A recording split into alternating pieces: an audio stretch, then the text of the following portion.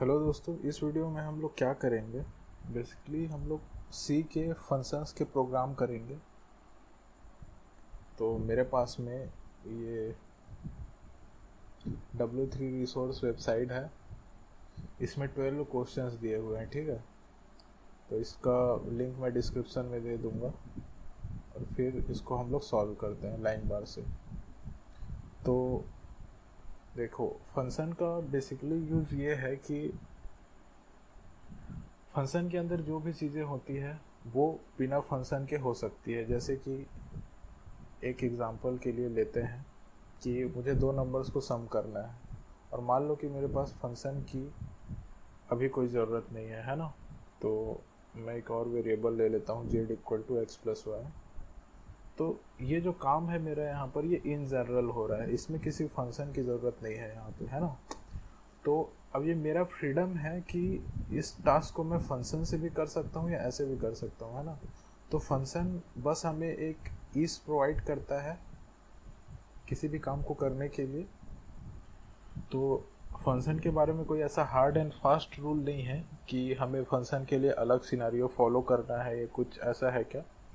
तो ऐसा कुछ भी नहीं है, सेम ही टास्क होता है जो इन जनरल होता है मेन फंक्शन के इनसाइड में, ये हम सारा फंक्शन के अंदर कर सकते हैं, है ना।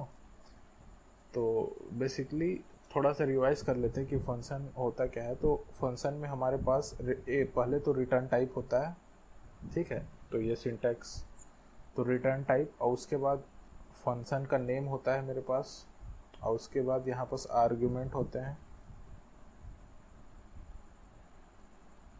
है ना। ARGS लिख देते हैं जो हम फंक्शन में पास करते हैं। और ये मेरे पास क्या होता है, फंक्शन का बॉडी, यहाँ पर कुछ टास्क कंप्लीट होते हैं और यहाँ पर एक रिटर्न स्टेटमेंट होता है जो कुछ भी रिटर्न कर सकता है according to this return type, ठीक है। तो ये मेरे पास बेसिकली फंक्शन होता है। कोई एक दूसरा फंक्शन, जैसे इस केस में ये जो मेन है, ये इस फंक्शन नेम को कॉल करता है ना। तो कोई फंक्शन दूसरे फंक्शन को कॉल करता है और इसके ये जो आर्ग्यूमेंट्स है और रिटर्न टाइप है दोनों ऑप्शनल होते हैं ना। मतलब रिटर्न टाइप भी वॉइड हो सकते हैं और जो आर्ग्यूमेंट है मेरे पास वो भी वॉइड हो सकता है। तो जैसे कि एक फंक्शन को हम डिस्कस करें, जैसे int सम वाले ही एग्जांपल ले लेते हैं। ये फंक्शन क्या करता है, दो इनपुट टेक करता है int और ये रिटर्न करता है x प्लस वाई, ठीक है। मेरे पास पूरी तरीके से फ्रीडम है, मैं z equal to x plus y करके यहाँ से z भी रिटर्न करा सकता हूँ। तो बेसिकली ये फंक्शन क्या है, रिटर्न टाइप इसका int था, नेम इसका सम था, और इसने दो इंटीजर्स लिए आर्गुमेंट के रूप में int x और int y। और इसके बाद यहाँ पर इसने कुछ टास्क अकम्प्लिश किया और उसके बाद इसने रिटर्न कर दिया। तो ये बेसिकली एक टिपिकल फंक्शन होता है, ऐसे दिखता है। कुछ कुछ केसेस में क्या हो सकता है, फंक्शन का कोई रिटर्न टाइप नहीं है तो वहाँ पर हमें वाइड लिखना ज़रूरी है। और फंक्शन प्रोटोटाइप होता है, तो फंक्शन प्रोटोटाइप में क्या होता है कि जैसे मोस्ट ऑफ द केसेस में फंक्शन हमारा ये जो मेन बॉडी है इसके ऊपर होता है, ठीक है। और कुछ कुछ केसेस में फंक्शन नीचे होते हैं, तो इन फंक्शन को हमें मेन के ऊपर डिफाइन करना पड़ता है। सिंटेक्स क्या होता है प्रोटोटाइप का, हम पहली वाली लाइन को लेते हैं और उसके बाद एक कॉमा लगा देते हैं। बेसिकली ये डिक्लेरेशन है कि ये फंक्शन बाद में भी एग्जिस्ट कर सकता है करके। तो ये मेरा फंक्शन प्रोटोटाइप होता है।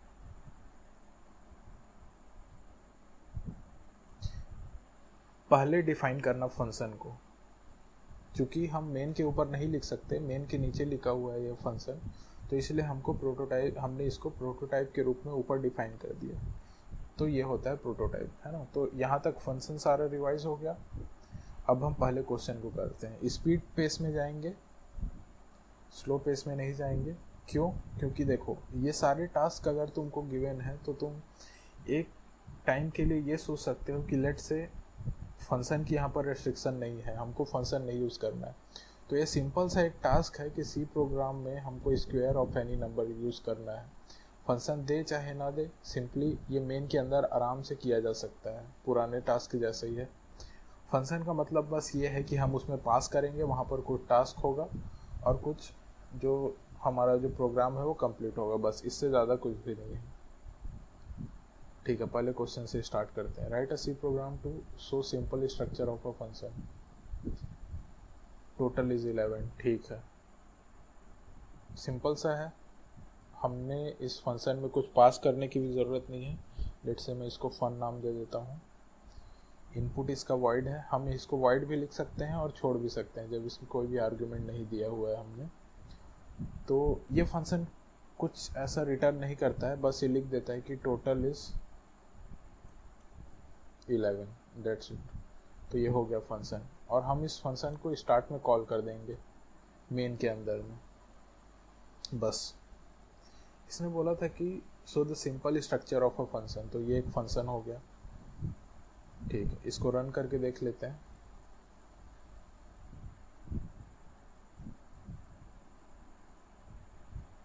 एरर आ रहा है। ठीक है, कॉमा की ज़रूरत नहीं थी वहाँ पर। टोटल इज 11, पहला क्वेश्चन हो गया। दूसरे क्वेश्चन में चलते हैं। Write a C program to find the square of any number using function. ठीक है, यहाँ पर फंक्शन पास होगा, किसी दूसरी लोकेशन में वो सेव हो गया, कोई बात नहीं। मैं एक काम करता हूँ, यहाँ पर इस फाइल को ओपन करता हूँ, एक्चुअली फोल्डर को ओपन करता हूँ और उस फोल्डर के अंदर में सारे प्रोग्राम्स को सेव करूँगा। बेसिकली मेरे पास में ये प्रोग्राम नाम से है, मैं इसी को ओपन करता हूँ यहाँ पर।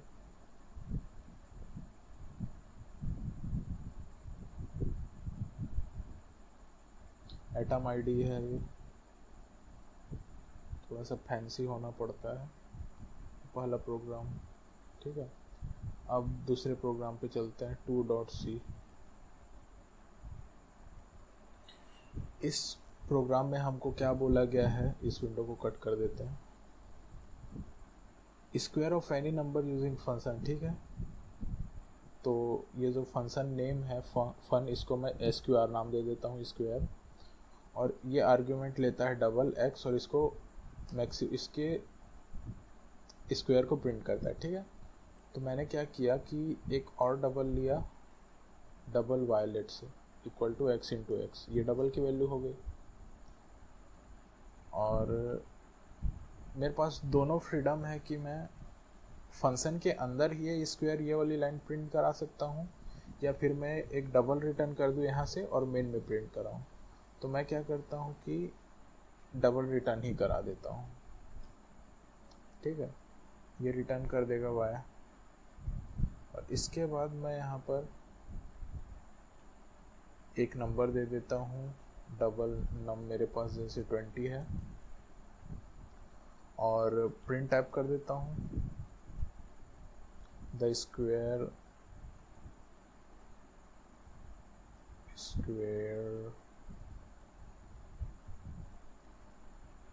%lf, डबल के लिए इस %lf। ठीक है, नम कॉमा जो मेरा SQR है यहाँ पे मैंने रख दिया और नम को इसके अंदर पास कर दिया। रन करके देख लेते हैं।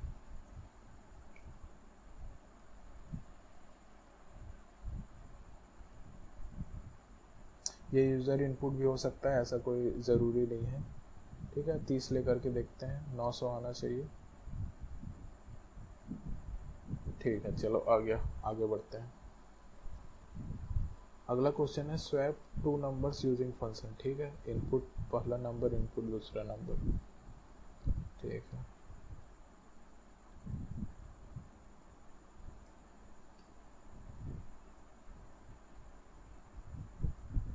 मैं इनपुट नहीं ले रहा हूँ, केवल 2 नंबर ले रहा हूँ। इनपुट आप ले सकते हैं, कोई बहुत बड़ी बात नहीं है।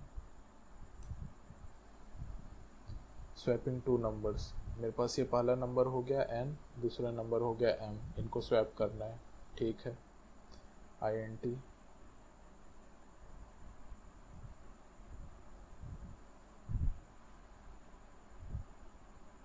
वाइट तो मैं यहाँ पर एक टेम्प्ररी वेरिएबल लेता हूँ tmp, स्टार्ट में इसको n के इक्वल असाइन कर दिया, n की वैल्यू tmp में आ गई। अब मैं क्या करता हूँ, n इक्वल टू m कर देता हूँ। अब इसके बाद m इक्वल टू tmp कर देता हूँ, स्वैपिंग हो गई। सबसे पहले एम्प्टी ग्लास में वाटर रख दो। अब उसके बाद वाटर वाले ग्लास खाली हो गया, इसमें मिल्क रख दो। अब जो मिल्क वाला ग्लास खाली हुआ है उसमें जो पहले वाटर था टेम्परेरी ग्लास में उसको रख दो। इस तरीके से स्वैपिंग परफॉर्म होता है। इसको बोल देते हैं फंक्शन स्वैप। ठीक है, तो हमने जो वैल्यू इसको सेंड किया था 2 और 3, इसने वो वैल्यू को चेंज नहीं किया, इसने यहाँ पर एक कॉपी हुआ। ठीक है, तो इस तरह के पासिंग को हम लोग बोलते हैं पासिंग बाय वैल्यू। ठीक है, and function makes copy of variable. तुमको ये चीज़ समझना पड़ेगा। यहाँ पे n और m था, मैंने इस फंक्शन में पास किया, तो ये n, ये वाला n नहीं है जो यहाँ पे गया है, एक्चुअली में इसका कॉपी वाला n यहाँ पर गया है और इस वाले m का एक कॉपी यहाँ पर गया हुआ है। तो जो स्टेटमेंट ये है पासिंग बाय वैल्यू, हमने इसके वैल्यू को पास किया, उसने क्या किया, इन वेरिएबल्स का कॉपी किया और इस स्वैप फंक्शन के अंदर पास किया। तो वही बोला गया है कि function makes copy of variables. ठीक है, अब उसके बाद मैंने चेंज किया तो ये तो चेंज नहीं हुआ, बल्कि इनकी कॉपीज चेंज हुई ना। ठीक है, तो हम लोग प्रिंट एफ करा लेते हैं कि स्टार्टिंग में क्या गिवन था, %n is %d and m is %d। यहाँ पे हम n और m डाल लेते हैं, वैल्यू 3 और 2 रिस्पेक्टिवली आनी चाहिए।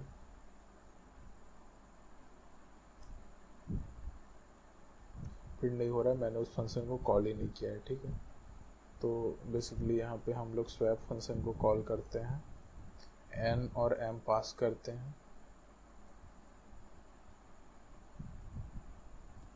ठीक है, तो चेंज हो गया, बेसिकली n जो 2 था वो 3 हो गया और m जो 3 था वो 2 हो गया। तो यहाँ पे हुआ क्या, मैंने इस फंक्शन में पास किया n और m, इसने इसका कॉपी बनाया और इसने कॉपी को चेंज किया, ना कि हमारे ओरिजिनल वैल्यू को। अगर मैं यहाँ पे नीचे में यहाँ पे n और m की वैल्यू चेंज कराऊँ तो वो मतलब प्रिंट कराऊँ तो वो चेंज नहीं हुई रहेगी। क्यों? क्योंकि ये जो स्वैप फंक्शन काम किया है ये एक्चुअल n और m पे काम नहीं किया है, उनके कॉपी पे काम किया है। ठीक है, तो अब क्या करें, हमको फंक्शन से स्वैप कर रहा है और ये जो एक्चुअल नंबर है वो स्वैप हो जाने चाहिए। ठीक है, तो इस प्रॉब्लम के लिए हम लोग पॉइंटर्स को यूज़ करेंगे। तो यहाँ पे मेरे पास स्वैप है, इसको मैं वैल्यू बोल देता हूँ, स्वैप वैल्यू। तो मेरे पास ये जो मेथड था ये कॉपी करता है और कॉपी इन वेरिएबल्स को कॉपी करता है और उनको स्वैप करता है। अब एक तरीका होता है पास बाय रेफरेंस। ठीक है, इसमें क्या होता है कि हम फंक्शन की लोकेशन को पास करते हैं, एक पॉइंटर पास करते हैं। ठीक है, तो वो था मेरे पास स्वैप वैल्यू। अब हम यूज़ करेंगे स्वैप रेफरेंस। और हम पास कैसे करते हैं, क्योंकि पॉइंटर है तो हम पॉइंटर का सिंटैक्स यूज़ करेंगे, n और m की एड्रेस को पास करेंगे। ठीक है, वेरिएबल चेंज कर देता हूँ ताकि कन्फ्यूज़न ना हो। तो यहाँ पर x पॉइंटर है और y पॉइंटर है जो कि इन n और m के लोकेशन को पॉइंट कर रहा है। मैंने यहाँ पर वैल्यू को पास नहीं किया है, मैंने एक्चुअल वैल्यू को पास किया हुआ है यहाँ पर। तो यहाँ पर जो स्वैपिंग होगी वो एक्चुअल एन और एम में होगी, क्योंकि ये इनके एड्रेस के साथ डील कर रहा है, ना कि उनके कॉपीज़ के साथ में। तो ये चीज़ यहाँ पे ध्यान देने वाली बात है कि पास बाई वैल्यू क्या होता है और पास बाई रेफरेंस क्या होता है। हमने लोकेशन ही पास कर दिया कि तुम इस लोकेशन के वेरिएबल के साथ स्वैप परफॉर्म करो, ठीक है। ठीक है। अब यहाँ पर हम लोग क्या करेंगे, स्टार एक्स से हम लोग उसका लोकेशन एग्जैक्ट वैल्यू ले लेंगे और यहाँ पर हम करेंगे star x equal to star y, और स्टार वाई की जो वैल्यू है उसको हम टीएमपी कर देंगे। वही है, बस पॉइंटर अरिथमेटिक यूज़ हुआ है, पॉइंटर का सिंटैक्स है बस, और कुछ नहीं है। अब ये जो वाइड वाला है, इस वाइड को हम लोग नीचे भी प्रिंट करा सकते हैं स्वैप के बाद में। क्यों ये फंक्शनैलिटी मेरे पास क्यों मिली मुझे, क्योंकि ये जो काम हुआ यहाँ पर रेफरेंस वाला, इसने एक्चुअल वैल्यू को ही स्वैप कर दिया, ठीक है। प्रिंट करा करके देखते हैं।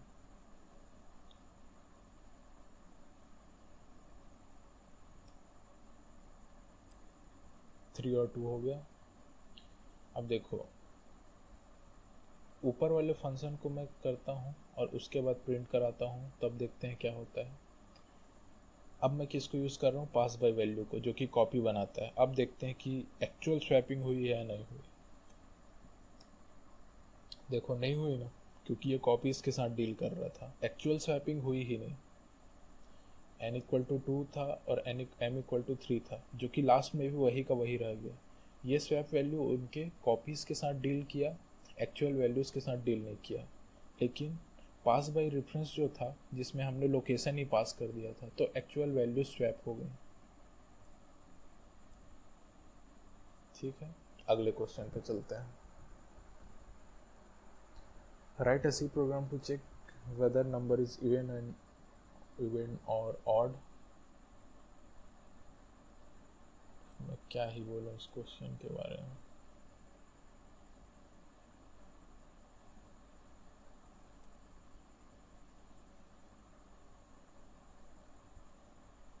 इस फंक्शन को हम लोग वाइड ले लेते हैं, नाम दे देते हैं इवन और ऑड, INT x के साथ डील करते हैं। यहाँ पे चेक करते हैं, if x mod 2 is equal to 1, printf %d is odd number,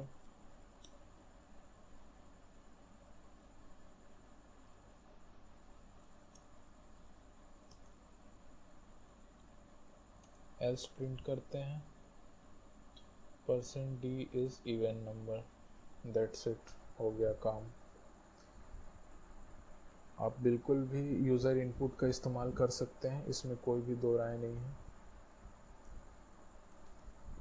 और उस फंक्शन को हम कॉल कर लेते हैं इवन और ऑड को, जिस नंबर को चेक करना है वो पास कर लेते हैं। इसको रन करके देखते हैं। Same mistake again and again, कोई बात नहीं। %d एक नंबर देना ज़रूरी है, जो कि x होगा। So many mistakes today.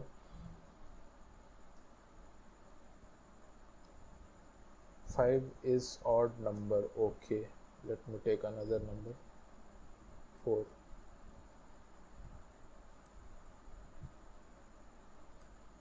Four is even number, ठीक है, हो गया ये क्वेश्चन। अगले क्वेश्चन पे चलते हैं। Write a C program to find the sum of the series 1 factorial plus 2 factorial divided by 2। चलो,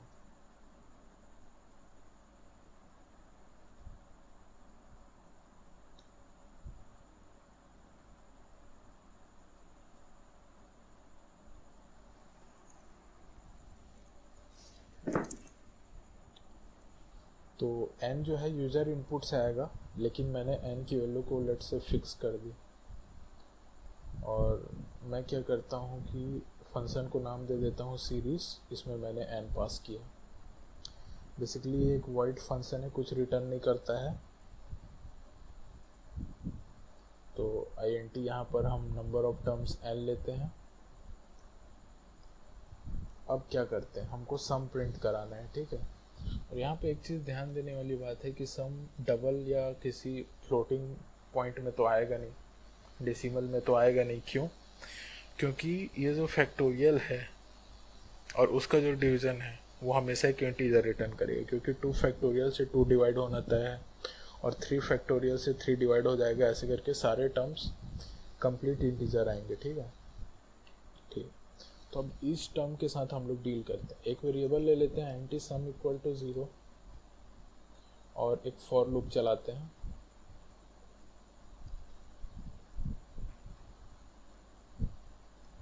एक्चुअली मेरे को पूरे n तक जाना है ना, सारे n टर्म्स के लिए। तो अब यहाँ पर हम लोग क्या करते हैं, sum plus equal to factorial of i divided by i। तो ये बेसिकली मेरे पास सम आ जाएगा। और उसके बाद हम लोग क्या कर देंगे, printf sum of the series is %d। यहाँ पे हम सम डाल देंगे, ठीक है। अब देखो ये जो फैक्टोरियल है एक फंक्शन के जैसे है, यहाँ पर एक्चुअली में फंक्शन ही है।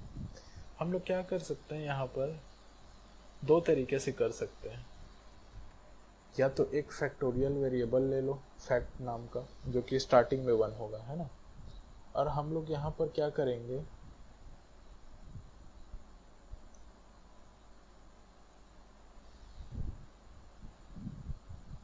फैक्ट को यूज करेंगे और हर आइट्रेशन में i+1 को मल्टीप्लाई करते जाएंगे,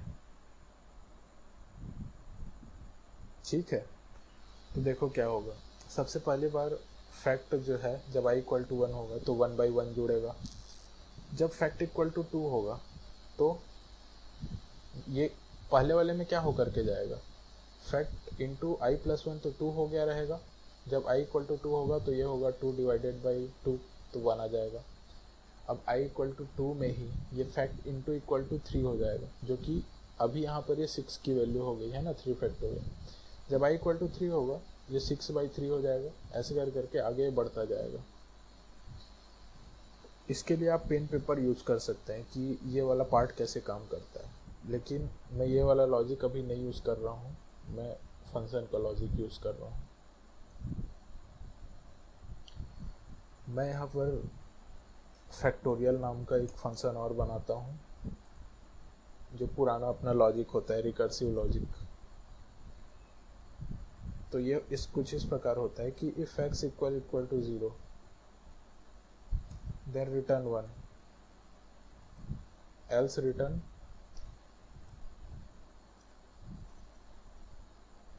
factorial of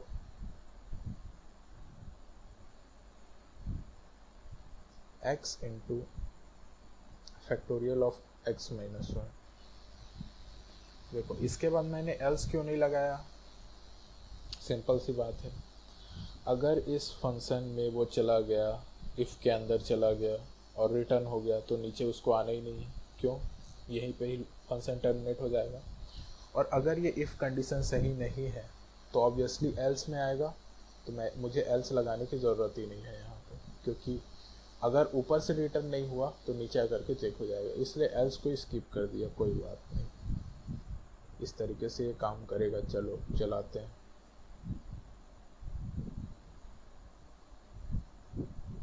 34 आया है, ठीक है, 34 आ गया। और कोई दूसरा नंबर लेते हैं, 4 लेते हैं।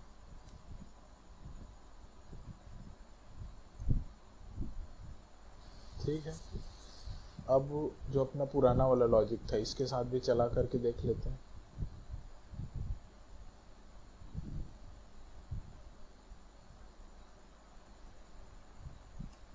दस आ गया, 5 के साथ टेस्ट कर लेते हैं। 34, चलो सही है, ये क्वेश्चन हो गया। अगले क्वेश्चन पे चलते हैं। Write a C program to convert decimal number to binary number using the function. Okay,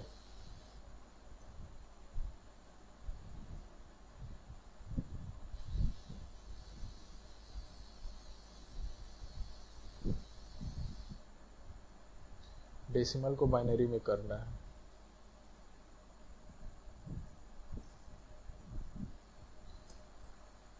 as usual void होगा, decimal to binary, deci to bin नाम देता हूँ मैं इसको, INTN लेता है ये। या तो एक काम करते हैं, इस बार हम एक इंटीजर रिटर्न करा लेते हैं, ठीक है। n इक्वल टू m है, कॉमा, एक और नया वेरिएबल ले लेता हूँ नीचे, int, जो कि मेरे पास क्या होगा, बाइनरी होगा। तो मैं इसको बिन नाम दे देता हूँ, bin equal to deci to binary of n, और हम यहाँ पर एक प्रिंट एफ लेते हैं, the binary value is,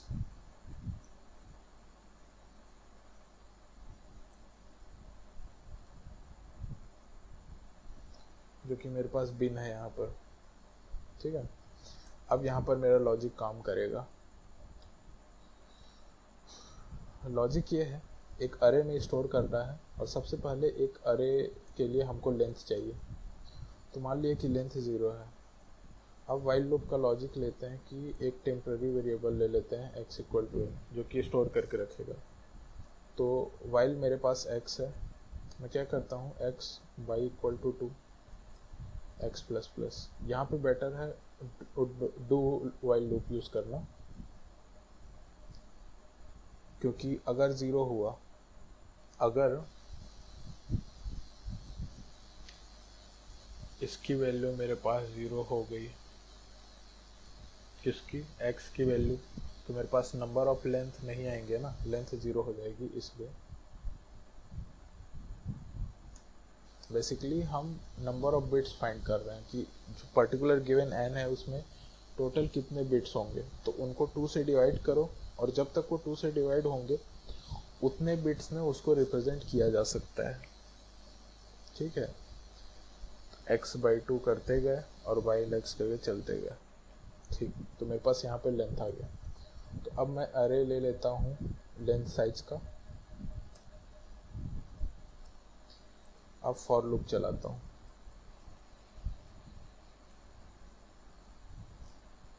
while loop से भी काम हो जाएगा। एक वेरिएबल ले लेते हैं i equal to 0,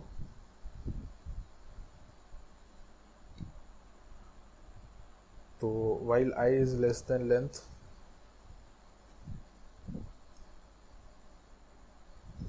ARR of I equal to, जो कि मेरे पास n है, n mod 2, और साइमल्टेनियसली हम n by इक्वल टू 2 करते जाते हैं, और i को eight the and plus plus करते जाते हैं। इससे क्या होगा, हर बार उसका जो रिमाइंडर है वो अरे के इस इंडेक्स पे आता जाएगा, वैल्यू 2 से डिवाइड होती जाएगी, और उस तरीके से ये जो अरे है ये फिल हो जाएगा। तो अब देखो मेरे पास सारे के सारे बिट्स आ चुके हैं अरे में, ठीक है। अब हमको करना क्या है, हमको प्रिंट करना है ना।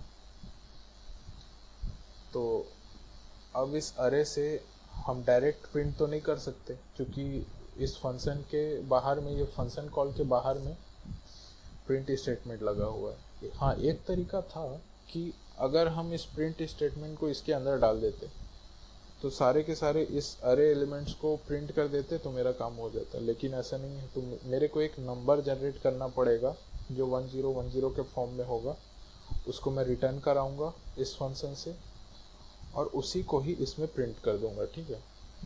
अब देखो हवाबाजी चल रही है, यहाँ पे हवा में काम हो रहा है। तो देखो अगर मेरे पास मान के चलो कि 10 है, तो 10 का बाइनरी मेरे पास आता है 1010, है ना। तो इस अरे के अंदर एलिमेंट्स फिल कैसे होंगे, तुम पहले इस बात को समझो।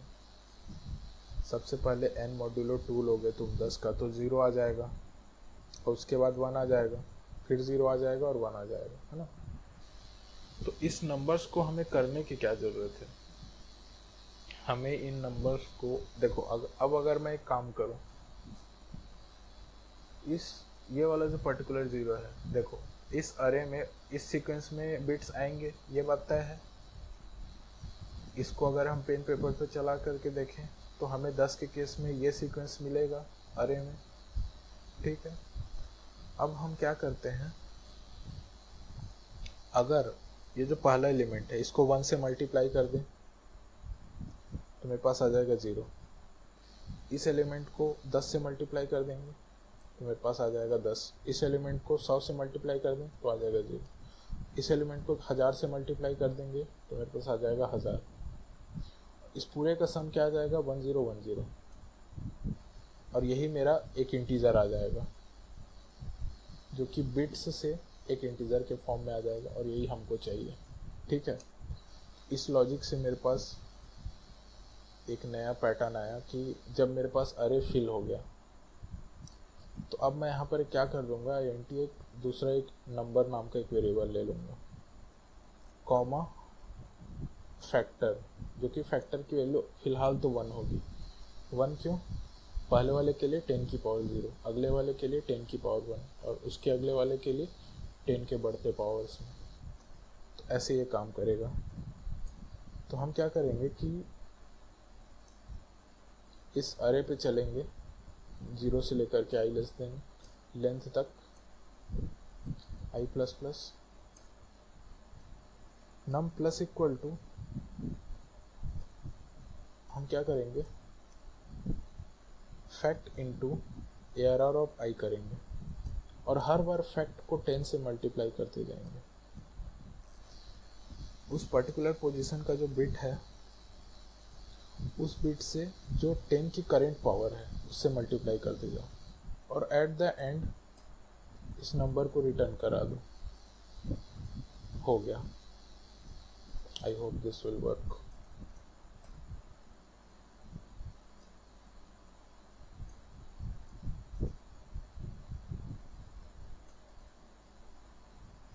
Binary value of 4 is 100. Okay, let's try with our 5.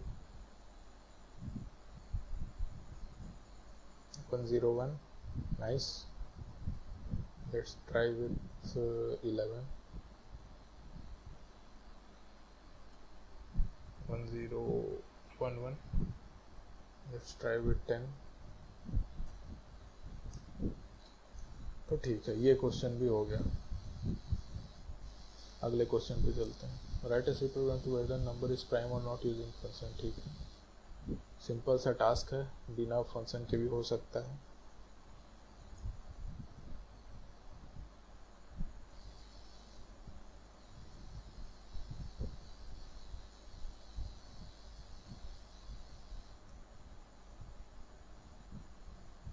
मैं यहाँ पर एक इंटीजर रिटर्न कराता हूँ जो कि ये बताएगा कि वो प्राइम है या नहीं है। ठीक है, और फंक्शन का नाम ले देता हूँ इस प्राइम।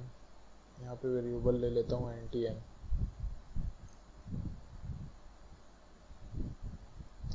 और यहाँ पर मैं कर देता हूँ NTX equal to, let's say I am trying to check whether 7 is prime और नॉट।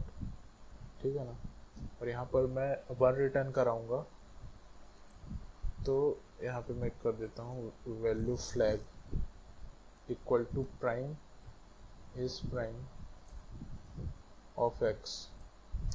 तो अगर ये 1 आता है, if flag is equal to 1, तो मैं प्रिंट टाइप करा देता हूँ कि %d is a prime number. ठीक है, एल्स मैं प्रिंट करा देता हूँ is not a prime number,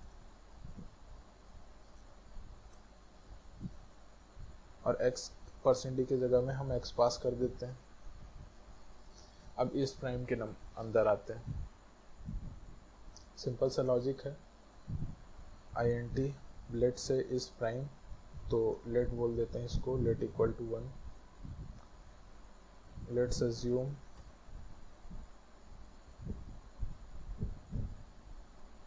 n is a prime number. Now what we do, हम लूप स्टार्ट करते हैं 2 से। कहाँ तक जाते हैं, पूरी तरीके से ब्रूट फोर्स करते हैं n-1 तक।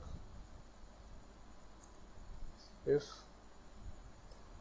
n mod i is equal to 0, then let को हम 0 कर देते हैं, एजम्पशन गलत होता है, इसको रिटर्न करा देते हैं लेट।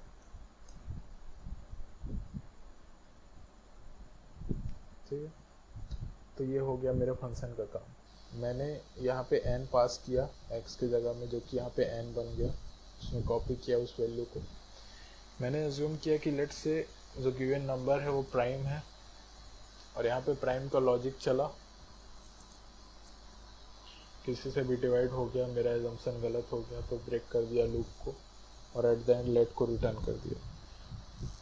अब उसने चेक किया कि अगर फ्लैग की वैल्यू 1 आई है यहाँ से इस ऑपरेशन के बाद, तो %d प्राइम है, अदरवाइज प्राइम नहीं है। बस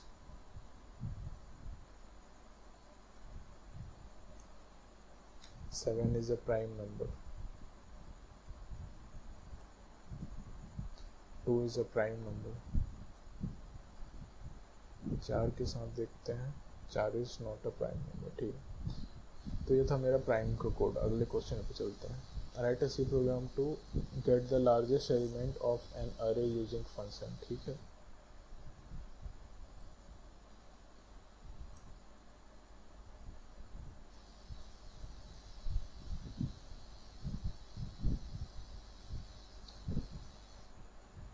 ये क्वेश्चन हमको सिखाएगा कि हम अरे कैसे पास करते हैं क्वेश्चन में।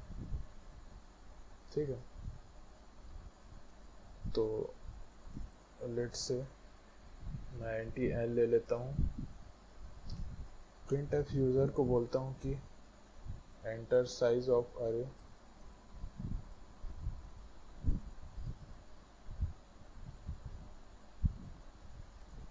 यहाँ पर मैं स्कैनफ यूज़ करता हूँ %d के साथ n के लिए।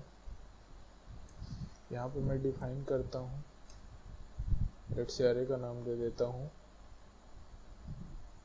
ARR, अरे ही बोल देता हूँ, चलो n। अब मैं यहाँ पे फॉर लूप चला करके सारे एलिमेंट्स को रीड कर लेता हूँ।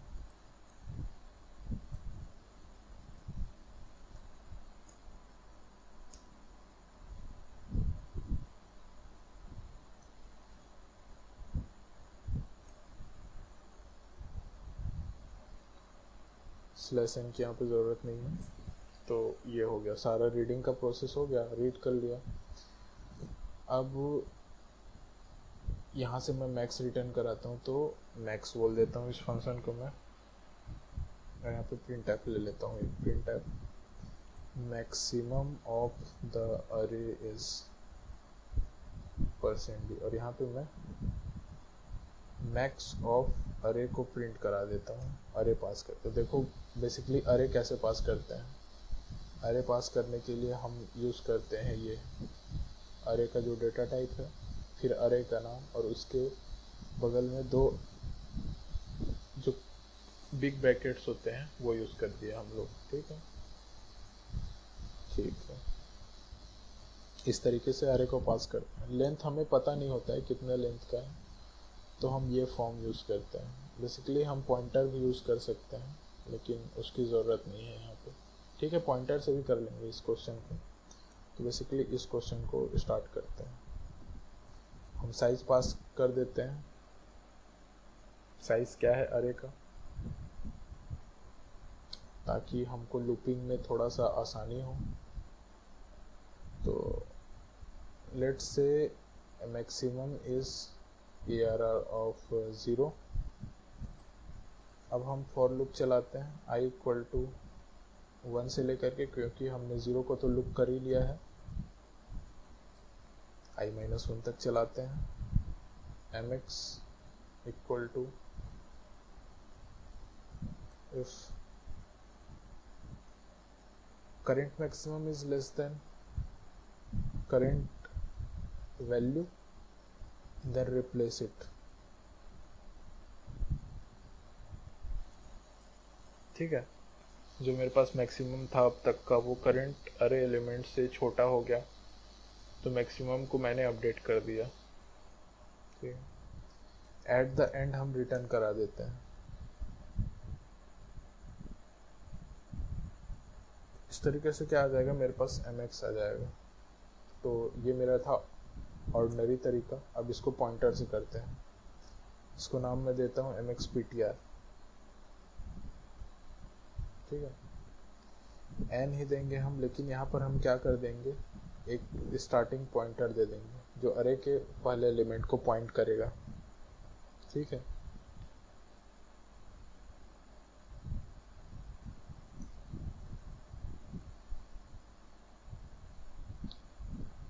तो हम ऐसे चलते जाते हैं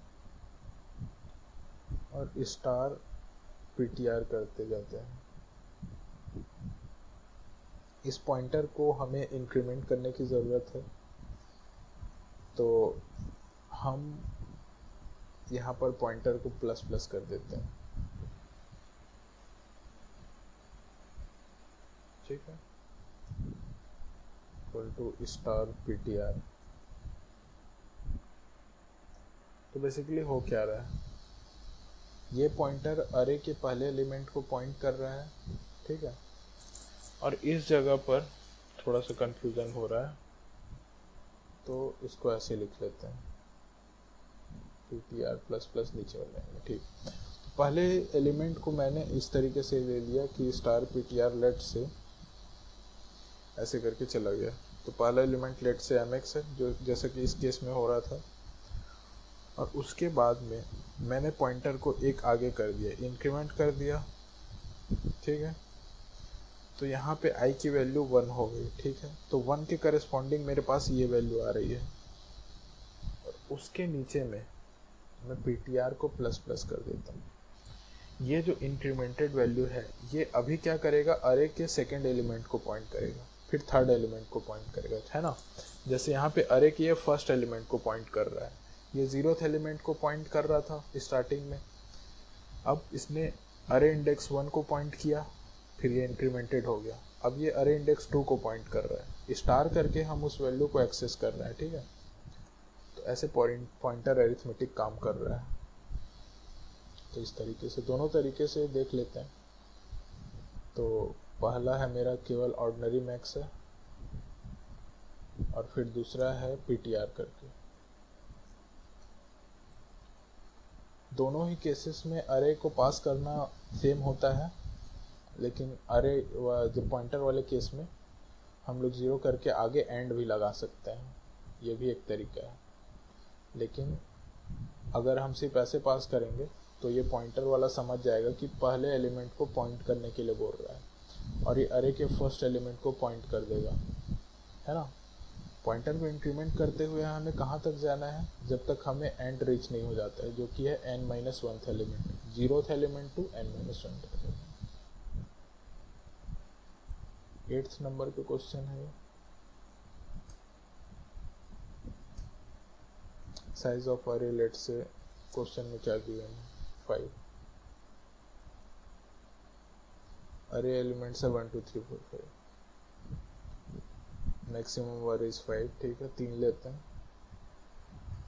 3 5 2, मैक्सिमम इज 5। देखो दोनों तरीके से सही चल गया।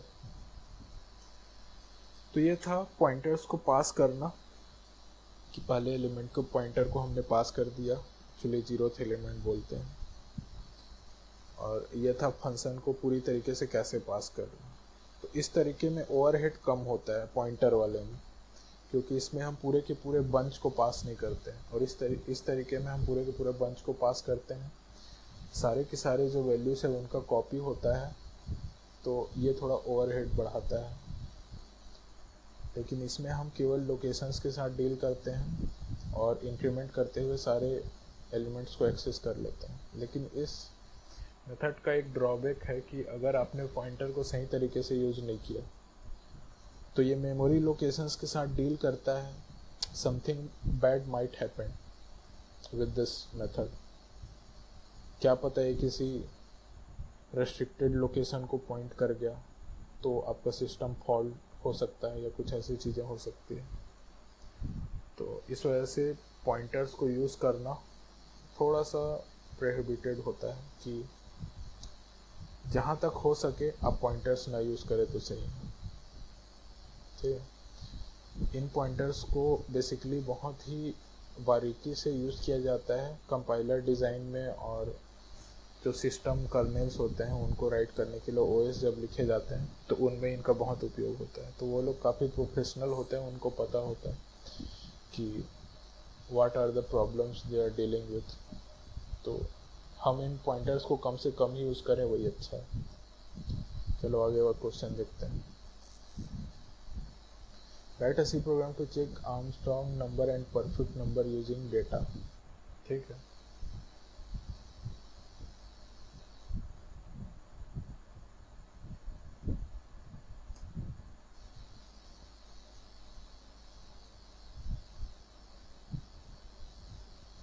पेन पेपर पे करने वाली चीज़ें हैं।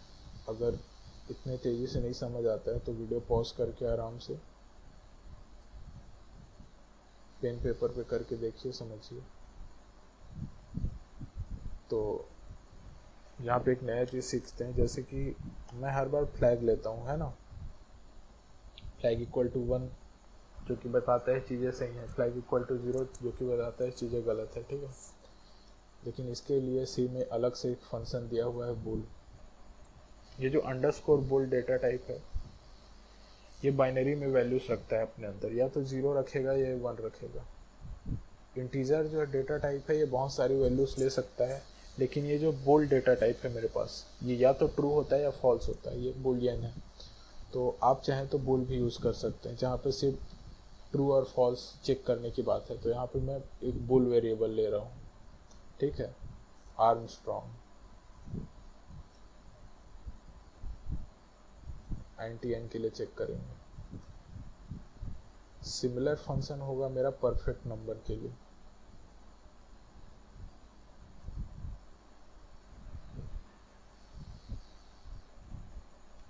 तो n इक्वल टू मैं 2 ले लेता हूँ यहाँ पे, उसके लिए चेक करते हैं।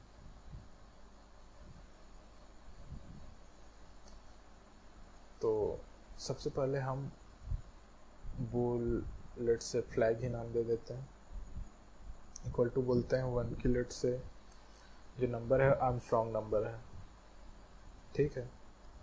एक INT सम वेरिएबल की ज़रूरत पड़ेगी। आर्मस्ट्रॉन्ग नंबर वो होते हैं जिनके इंडिविजुअल डिजिट्स का जो क्यूब का सम है वो n के इक्वल होता है, ठीक है। तो हमें एक x की ज़रूरत पड़ेगी, क्योंकि हम x n जो है वैनिश हो रहा है, तो इसलिए x की ज़रूरत है। तो हम सम में प्लस इक्वल टू करते जाते हैं, x mod 10 into x mod 10 into x mod 10।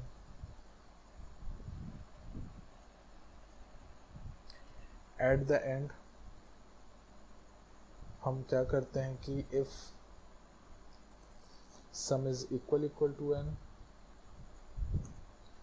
तो फ्लैग को हम 0 करेंगे। तो बेसिकली ये कंडीशन चेंज हो जाएगी मेरे पास कि अगर सम इक्वल टू n है तो ओके, इस इफ में फॉल ही नहीं करेगा। लेकिन अगर ऐसा नहीं है, सम जो है n के इक्वल नहीं है, तो फ्लैग इक्वल टू 0 हो जाएगा और हम रिटर्न कर देंगे फ्लैग को। तो ये था मेरे पास आर्मस्ट्रॉन्ग नंबर का कहानी। और यहाँ पे x से डिवीजन भी ज़रूरी है, नहीं तो वाइल लूप में फंस जाएगा। x बाई 10 करते जाएंगे और सारे जो करस्पॉन्डिंग नंबर है, डिजिट है, उसके क्यूब को जोड़ते जाएंगे और चेक कर लेंगे परफेक्ट नंबर। परफेक्ट नंबर वो होते हैं आई गेस जिनका डिजिट्स का जो स्क्वायर का सम है वो उनके बराबर होता है। तो सर्च कर लेते हैं।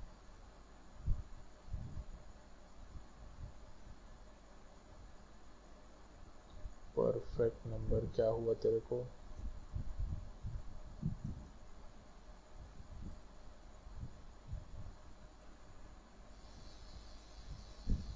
Perfect number is a positive number that is equal to sum of its positive divisors। अच्छा, मैं सरासर गलत था।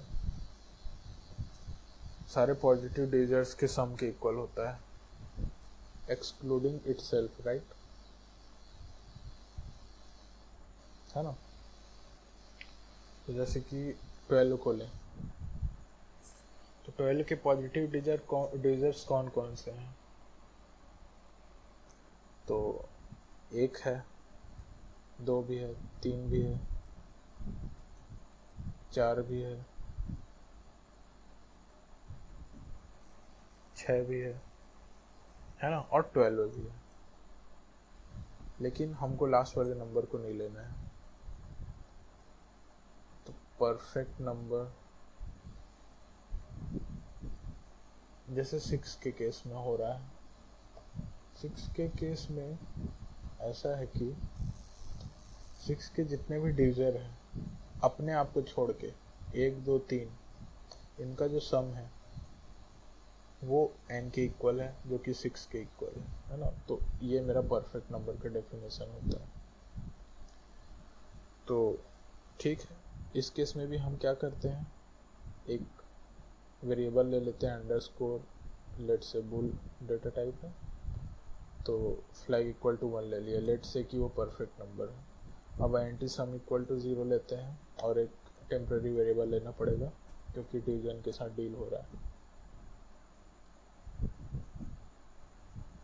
तो मैं फॉर लूप चलाता हूँ i इक्वल टू 1 से लेकर के n तक, n को नहीं लेना है ऐसे करके।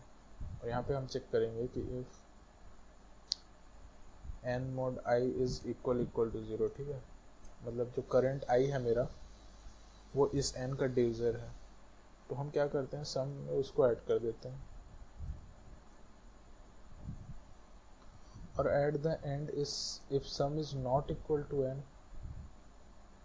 एक्चुअली यहाँ पे n चेंज नहीं हो रहा है तो n के लिए एक्स्ट्रा वेरिएबल लेने की ज़रूरत नहीं है। तो सम नॉट इक्वल टू अगर n होता है तो मैं क्या करता हूँ, मेरा जो फ्लैग है इसको 0 कर देता हूँ, और एट द एंड हम रिटर्न करा लेते हैं फ्लैग। ठीक, तो ये हो गया मेरा परफेक्ट का लॉजिक, ये हो गया आर्मस्ट्रॉन्ग का लॉजिक। चलो अब यहाँ पे लिखते हैं कि इफ आर्मस्ट्रॉन्ग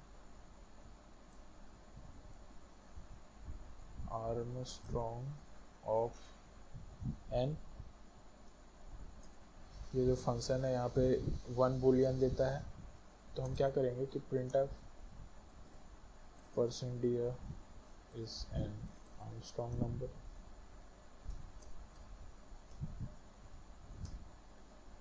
ठीक है, % की जगह में n, और चूंकि एक ही स्टेटमेंट है तो कर्ली ब्रेसेस को ना भी लगा सकते हैं,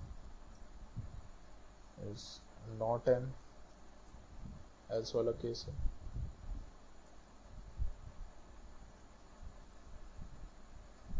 सिमिलरली मेरे पास परफेक्ट का केस है, is a perfect number is not a perfect number। तो ये हो गया दोनों पार्ट क्वेश्चन के।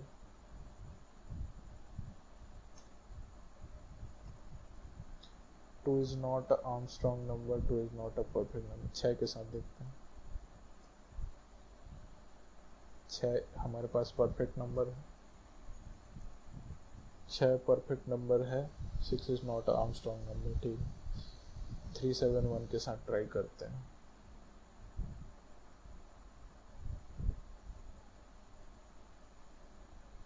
Three seven one is Armstrong number. ठीक, अगले क्वेश्चन पे चलते हैं। अगला क्वेश्चन बोल रहा है कि write a C program to print all perfect number in given range using the function.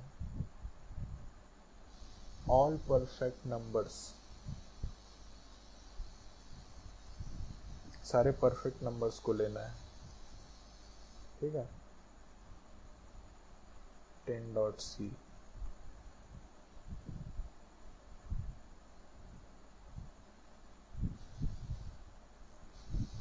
इसके साथ में थोड़ा सा अजीब केस हो गया है, तो मैं इसको डिलीट कर देता हूँ। Move to trash 10.c। तो मेरे को गिवन क्या क्या होगा पहले तो ये बताओ। लोअर सर्च लिमिट, अपर सर्च लिमिट। तो अब देखो हमें यहाँ पे फंक्शन का जो रियल इम्पोर्टेंस है वो समझ में आएगा।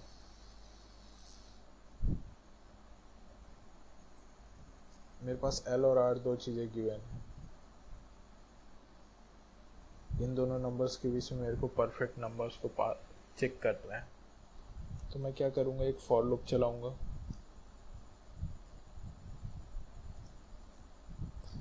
L से लेकर के R तक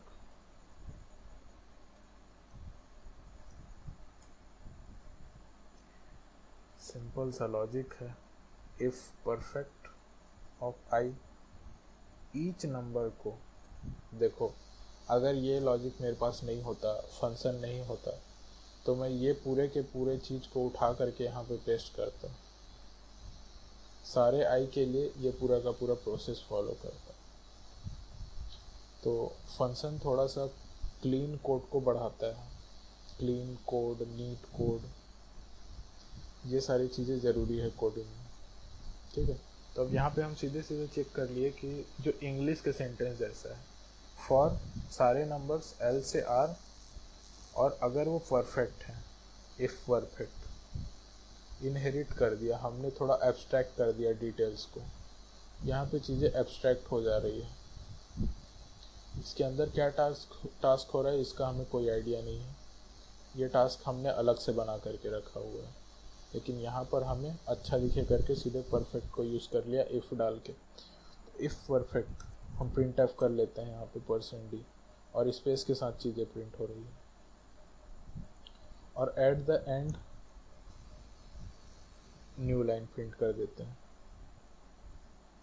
ठीक है, तो ये रहा मेरा पास क्वेश्चन। इस क्वेश्चन को प्रिंट करते हैं। 10th नंबर का question, 6 and 28, perfect numbers between this and this are. इस लाइन को उठा लेता हूँ।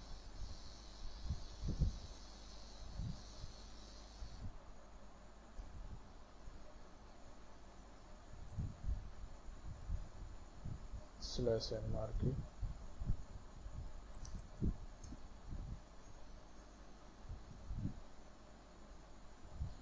between %d and %dr, comma L, comma R,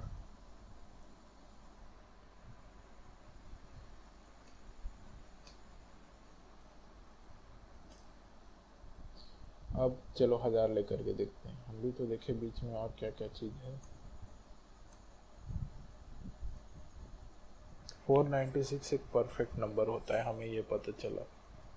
ठीक है, अगले क्वेश्चन पे चलते हैं। Write a C program to check whether two given strings are anagram और नॉट। ओके, एनाग्राम को मतलब समझाता हूँ, पहले मैं थोड़ा टेम्पलेट वगैरह काम देख लूँ।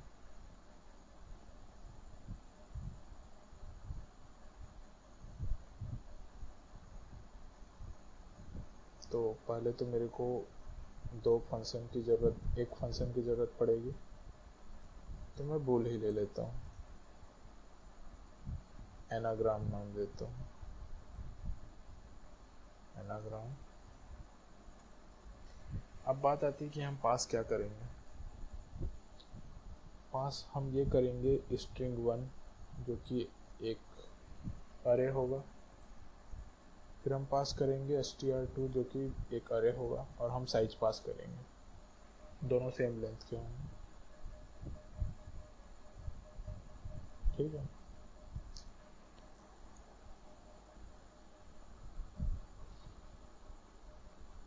देखो बेसिकली एनाग्राम का मतलब ये होता है कि पहला स्ट्रिंग है मेरे पास str1 है ना, और str2 दूसरा स्ट्रिंग है। str1 में जो जो कैरेक्टर्स हैं, सेम कैरेक्टर्स और सेम फ्रीक्वेंसी में, str2 में भी होने चाहिए। तब हम बोलते हैं कि str1 और str2 आपस में एनाग्राम है। कंडीशन क्या थी? str1 में जितने कैरेक्टर्स हैं और str2 में जितने कैरेक्टर्स हैं, सारी की फ्रीक्वेंसी और वैल्यू बराबर होनी चाहिए। ठीक है, जैसे अगर मेरे पास ABCDA है और है BCDAA, तो ये दोनों वो हम बोलेंगे कि एनाग्राम है, क्योंकि BCD है इन दोनों में, इसमें BCD है, और A दो दो बार है तो इसमें भी 2 बार है। फ्रीक्वेंसी और सारी की सारी वैल्यू बराबर होनी चाहिए। हाँ, अरेंजमेंट चेंज हो सकता है, जैसे पेयर्स और स्पेयर के केस में फ्रीक्वेंसी और सारी चीज़ें सेम है, बस अरेंजमेंट चेंज हो गया है। तो यही होता है एनाग्राम का डेफिनेशन। ठीक है, अब मैं कैरेक्टर ले लेता हूँ, X बोल देता हूँ, मैक्स लेन। दूसरा Y ले लेता हूँ, अगेन मैक्स लेन। अब इनको प्रिंट कराते हैं, प्रिंट रीड करना है यूज़र से।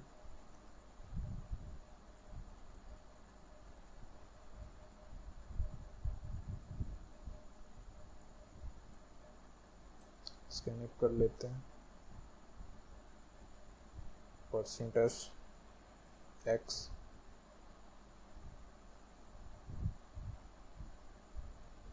एंटर सेकेंड स्ट्रिंग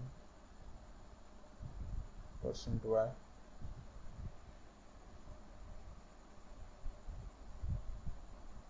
अब हमें लेंथ कैसे पता चलेगा? तो हम n = 0 ले लेते हैं। अब फॉर लूप चलाते हैं i = 0 से लेकर के while x of i is not equal to, अच्छा छोड़ो, इस चीज को छोड़ो,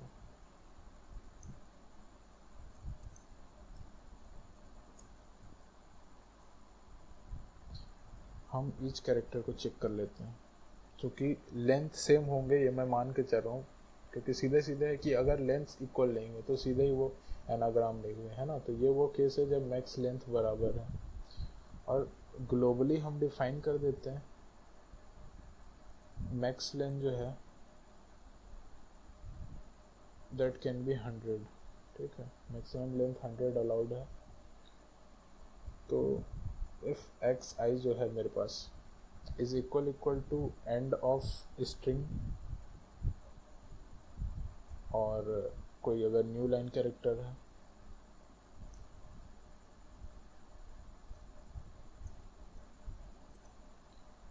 इस केस में हम क्या करते हैं, इस लूप को ब्रेक कर देते हैं, then break, otherwise n = i कर देते हैं।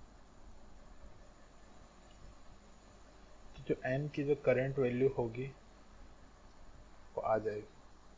तो जैसे कि अगर एक ही कैरेक्टर है उसमें c, तो c के लिए ये वाला इफ के अंदर तो जाएगा नहीं जब i = 0 है। तो यहाँ पे n की वैल्यू 0 + 1 1 हो जाएगी, और अगले केस में /n रीच हो जाएगा या /0 रीच हो जाएगा, तो ब्रेक हो जाएगा, तो नीचे आएगा ही, है ना। n की वैल्यू 1 होकर के रह जाएगी जो कि एक्चुअल लेंथ है। अब हम यहाँ पे देख लेते हैं if anagram of x, y। ठीक है, तो हम लोग यहाँ पे प्रिंट अप करा देते हैं %s and %s are anagrams। ठीक है, एल्स प्रिंट कराते हैं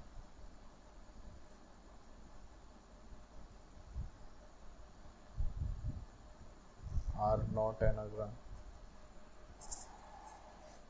अब इनमें हम पास करते हैं x, y और x, y। अब आते हैं हम अपने लॉजिक पे। तो एक तरीका ये है कि हम सारे के सारे 26 कैरेक्टर्स, लेट से हम लोग डील कर रहे हैं कि स्मॉल लेटर्स के साथ। ठीक है, तो पहले के सारे स्मॉल लेटर्स की फ्रीक्वेंसी ए टू जेड दूसरे के स्मॉल लेटर्स की फ्रीक्वेंसी के साथ मैच होनी चाहिए कम्प्लीटली। ठीक है, तो मैं एक INT अरे लेता हूँ क्योंकि फ्रीक्वेंसी ऑफ STR1 बताता है, 26 लेंथ का है ये। और एक दूसरा लेते हैं STR2 जो कि दूसरे अरे के दूसरे स्ट्रिंग के सारे कैरेक्टर्स को बताता है कि ए कितने बार है, ज़ीरो कितने बार। देखो बेसिकली इसका जो ज़ीरोथ होगा वो ए के करस्पॉन्डिंग होगा, जो 25th एलिमेंट होगा वो जेड के फ्रीक्वेंसी के करस्पॉन्डिंग होगा कि STR1 में स्ट्रिंग 1 में ज़ीरो कितने बार है, ए कितने बार है वो होगा इसके ज़ीरो इंडेक्स के इक्वल, फिर बी कितने बार है इसके अगले वाले इंडेक्स के इक्वल, ऐसे करके जेड कितने बार है 25 के इक्वल, ऐसे ही अगले के केस में। ठीक है, अब हम चलेंगे i इक्वल टू 0 से लेकर के i लेस देन n तक, i plus plus. Frequency of STR1 के अंदर STR1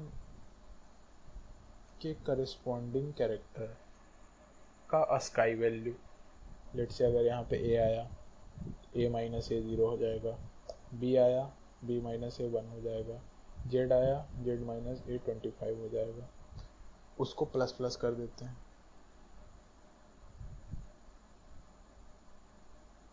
2 को प्लस प्लस कर देते हैं और यहाँ पे हम 2 को ले लेते हैं। तो यहाँ से इस वाले अरे के फ्रीक्वेंसी भरेगी और यहाँ से इस वाले अरे की फ्रीक्वेंसी भरेगी। ठीक है, टोटल कितने हैं वो आ जाएंगे, है ना। अब शुरू में इनकी वैल्यू 0 तो है नहीं, जो मैं इंक्रीमेंट करते जा रहा हूँ, 0 हो भी सकती नहीं भी हो सकती, गार्बेज वैल्यू रहेगी स्टार्टिंग में। तो हम क्या कर सकते हैं, मेम सेट फिल का यूज़ करते हैं।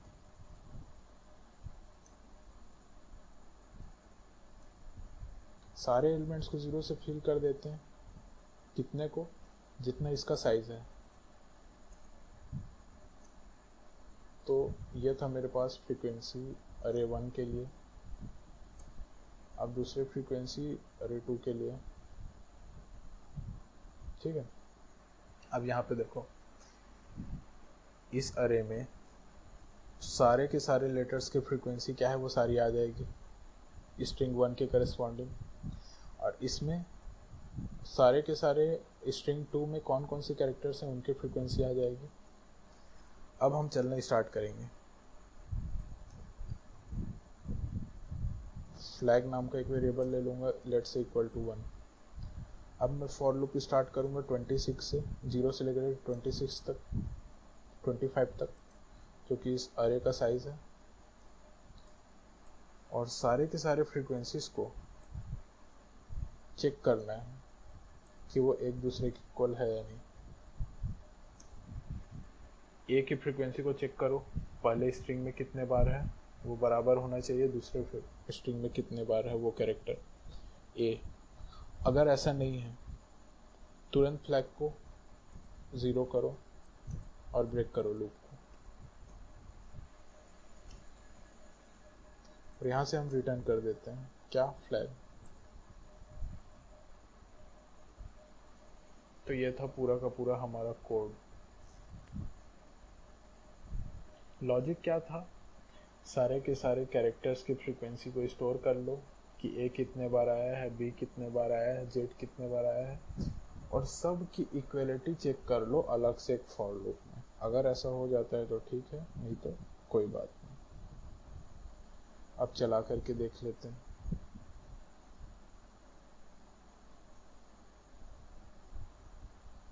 Too few arguments passed, okay, thank you.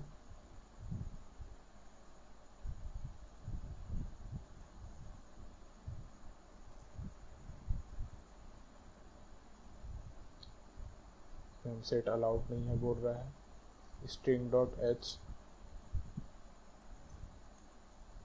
और stdlib.h कर लेते हैं।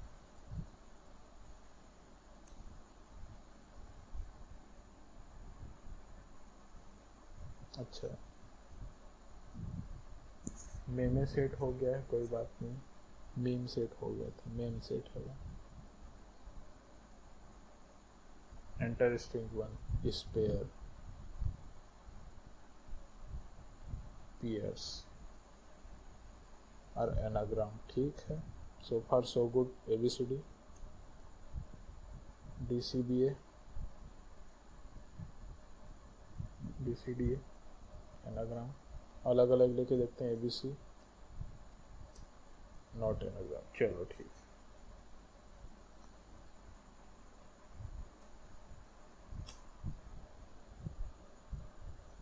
तो ये था मेरा कोड इसके लिए, एनाग्राम के लिए. अगले पे चलते हैं. 12th पे आखिरी क्वेश्चन है. Write a C program to find out maximum and minimum of some values using function which will return an array. ठीक है, अरे रिटर्न करेगा.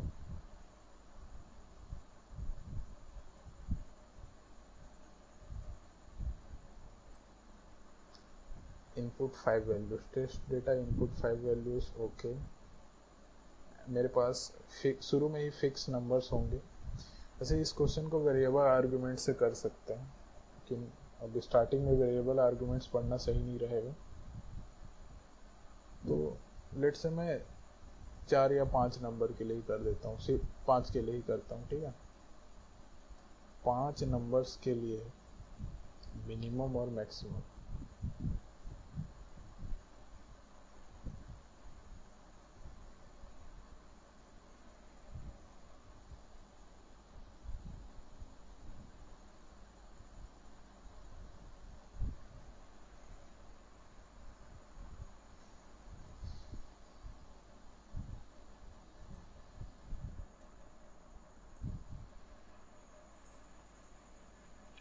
तो मेरे पास जो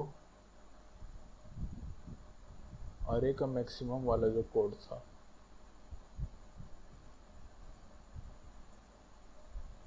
कौन सा था वो? 7 था, 6 था, 5 था क्या, 8 था क्या, 9th मैक्सिमम ऑफ अरे. जो कि 8th नंबर का क्वेश्चन था. तो मैं ये वाला लॉजिक यूज करूँगा.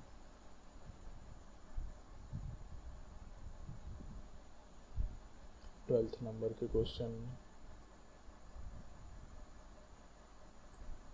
ये मैं मैक्स के लिए जो बनाया यही मिन के लिए कर देता हूँ.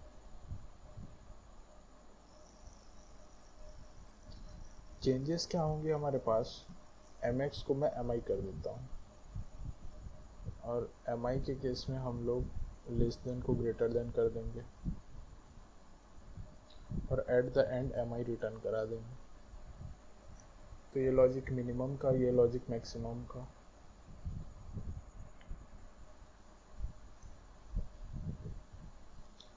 हम यहाँ पे प्रिंट करते हैं कि int n print at enter size.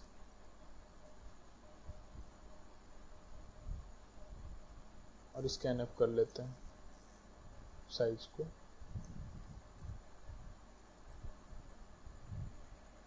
अब फॉर लूप से सारे के सारे एलिमेंट्स को रीड कर देते हैं अरे के.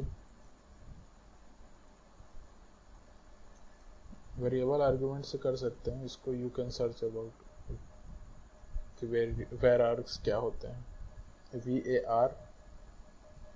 VARARGS variable arguments.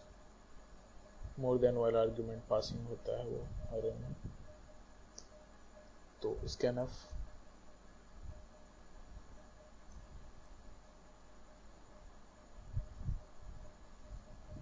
अरे को यहाँ पे लेना जरूरी है. नाम सेम रख दिया हूँ मैं, इससे कोई कंफ्यूज होने वाली बात नहीं है. You can use any name you want. Minimum is %d. मैं यहाँ पे यूज करता हूँ min फंक्शन और ARR को पास करता हूँ. और फिर मैक्सिमम इज, यहाँ पे मैक्स फंक्शन को यूज करते हैं. 12 नंबर का क्वेश्चन है. so many years too few arguments are passed, साथ में n पास करना है जो कि लेंथ है अरे का।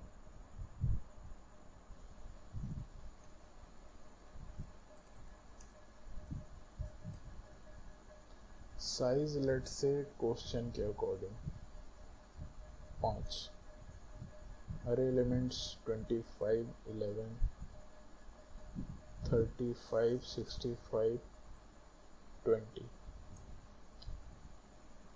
Minimum is 11, maximum is 65। ठीक है, तो that's all guys, have a nice day, stay at home, bye.